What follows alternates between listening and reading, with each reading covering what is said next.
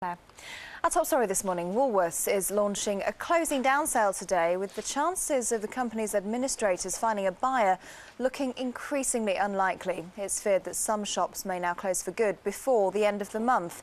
30,000 jobs and 815 stores are under threat. Now then, if like many people you've got a few £1,000s on a credit card and have noticed the charges going up over the past year, well, today is crunch day. Not for you, thank goodness, but for the credit card companies. The government calls time today on the practice of higher lending charges and has demanded help for those struggling with debt. Well, in a moment we'll be talking. First, Dave Mason on what it all means. To agree with you. Well, there are absolutely their debts. What help can they expect? Now then, last night, children who'd shown outstanding courage from across the country were honoured at the 35th Children of Courage Awards. Didn't you? Yeah. And at the end of it all, you got that. Why do you have to look after her so well?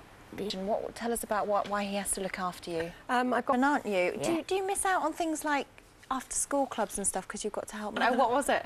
You see any famous faces? A lot of them. Famous person, was it? Who was your favourite person that you saw? Black colour, which means it gets really hot underfoot, so it's probably best to wear your sandals or maybe make the most of the sun lounges over there. If it all gets a bit too much, though, there is one solution.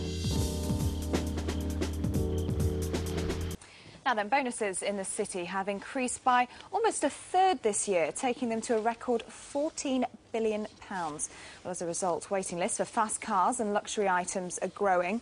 But more worryingly, so is the divide between Britain's rich and poor. Let's put this into a bit of perspective for you. Perhaps the most shocking statistic of all is that with just a third of that £14 billion, child poverty here in Britain could be halved. Well, joining me now on the telephone from Liverpool is the Chief Executive of Barnardo's, Martin Neary. Martin, £14 billion, a lot of money. What could your charity do with that? That these high-flying workers work hard, they're under a lot of stress, they contribute a huge amount to our economy, and that they deserve their bonuses. To having the scheme in the school. Active it's been, because Beat Bullying say that these kind of schemes can reduce bullying by around 40%. Can you quantify August? I know that. It worked for you, though, because you've got your studies as well, and you're helping other 52ers. I know it's very difficult, but how did Patrick end up in this situation?